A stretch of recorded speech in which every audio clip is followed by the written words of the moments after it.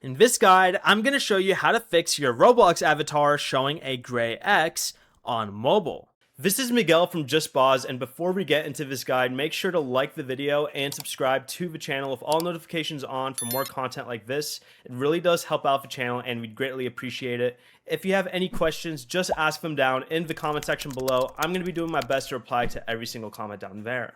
A gray X usually means Roblox failed to generate or load your avatar thumbnail correctly. First, go ahead and open Roblox and tap Avatar at the bottom. Go ahead and change one item on your avatar. Wait a few seconds, then change it back to force the avatar to refresh. If the gray X is still there, completely close Roblox and reopen the app. If that still doesn't fix it, go ahead and open the App Store, search for Roblox, and install any available update if you see one. Roblox also recommends using the redraw option for a broken avatar thumbnail, but that option may only appear on certain Roblox web layouts rather than the current mobile app.